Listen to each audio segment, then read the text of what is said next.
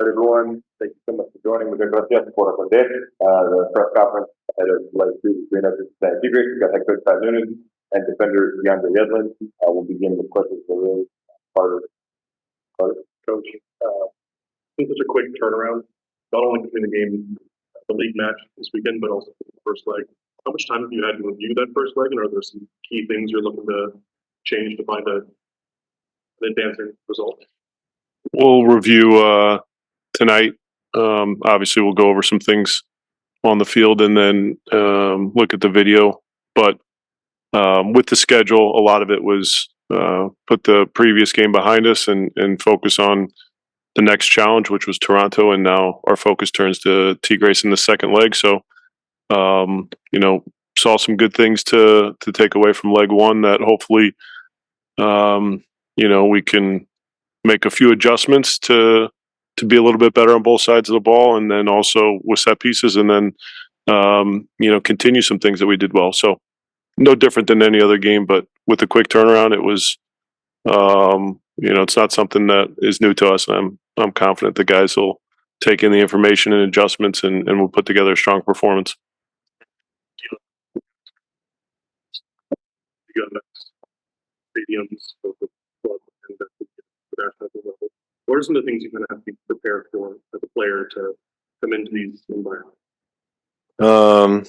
Everything really. Obviously, we're in their stadium now, and it's whenever you go away, it's always probably going to be tougher than playing at home, just because it's their atmosphere. They, regardless, they are sleeping at home. They're with their families, and we're still with our family here, but soccer family. But yeah, at the end of the day, we're still playing on a field that's pretty much the same dimensions as ours, and we're playing against our team versus their team. So try not to think about too much of that other stuff. It's really just, again, our team versus their team on the same pitch, and that's really all that matters. Hola, buenas tardes para ambos. Bienvenidos a Monterrey. Una pregunta para cada uno. Coach mencionaba en la ida de Cincinnati que el análisis de Tigres había partido con Pizarra como jugador, ahora entrenador. Ya con estos dos encuentros, tanto contra ustedes como contra Querétaro, ¿cómo definirían el estilo de juego de Tigres? So the question you mentioned in the analysis with Pizarra as a player, and then all of a sudden became the coach for the first leg. How did that change your approach, and how do you evaluate now having played with him as the coach, Tigres? It didn't change our approach. We knew that it was going to be a very strong team. The only difference was he wasn't going to be on the field. And, they threw a little bit of a different structure at us than the previous manager. And I thought the guys did a good job in leg 1. But, certainly with what we'll review from our own game, and then Querétaro, which was, a lot of similarities, we'll review those two things and primarily focus on our game, because that's the best way to analyze it. And like I said, try to take what we can from that game to be better positioned for, a result and a good performance in leg 2. Y para adelante, hay posturas dentro del terreno de juego. Has jugado incluso con el mejor de la historia, estás acostumbrado a escenarios de presión máxima. ¿Qué tiene que hacer Cincinnati mañana para avanzar a cuartos de final? ¿Atacar desde el inicio, presionar muy alto a Tigres, o bien esperar a encontrar la oportunidad perfecta para la final? DeAndre, you've played in some of the biggest games in some of the biggest stadiums in Mexico. What do you think that this team needs to do to advance to the next round? Is it attack higher, press higher, sit back and wait for the opportunity? What do you think this team needs to do?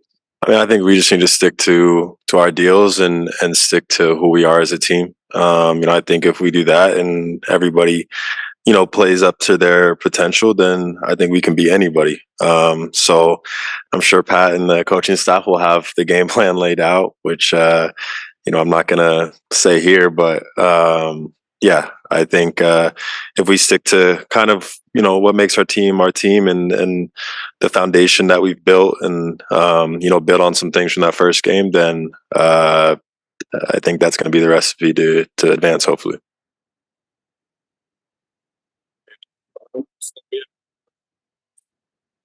Partido. Contra el partido que es de mañana, conociendo que Tigres sabe que ellos son los obligados a atacar por el mismo modo en el juego de ida.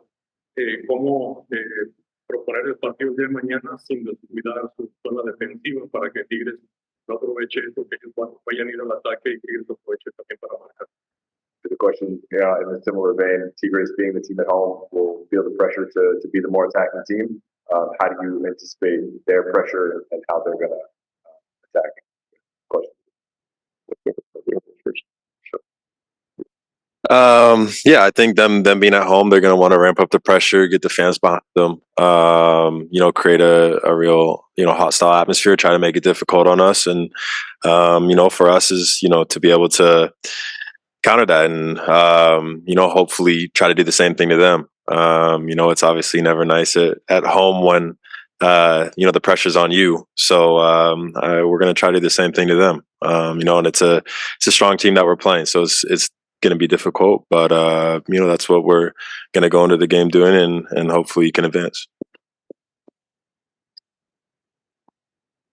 Yeah, both teams are on the same schedule and with very similar, I would say lineups, especially theirs on Friday. And so I think how the game is approached by both teams, will be determined tomorrow. But I think there's probably a plan on their end to be aggressive and want to get ahead of us. I think that's natural. But being at home, being away, that doesn't always change how coaches approach these games. And it might look very similar to leg one. It might look completely different based on that home and away factor. But we have to be prepared for a strong start against a very challenging team and make sure that we get our pressure right, make sure we're organized defensively, and then with the ball, we have to have the confidence to move it in certain ways where we think we can gain an advantage to, find, chances at goal. Take two final questions. Zoom, one for go ahead. Thank you. Pat, this is kind of the first do or die situation that you guys are facing this year. How prepared do you feel like your group is for this kind of situation? And we've heard a lot about just the mental toughness of this group, but is this kind of the first test of that? Well, Matago was a do or die. We just had a really good in a different position after leg one, so we were able to finish things off at home. But I'm not gonna add any additional pressure to the group based on knowing that if we don't get a result, that's the end of the tournament. I want these guys to be confident. I think they are confident. As you can see from previous performances, putting the results aside, that we got past I think our lone poor performance of league and cup competition, and the guys are going to be excited for the challenge. They know the difficulties of it. We as a staff know the difficulties of it, but we're not going to add additional pressure to the group in a way where it's detrimental to how we play. We want to be confident and mindful and respectful of our opponent, but try to do the things that we know we could do well to advance. The last one here. Go ahead. DeAndre, so you're being one of the most experienced players on the team. How do you think your experience will help the players on the field obtain the result needed?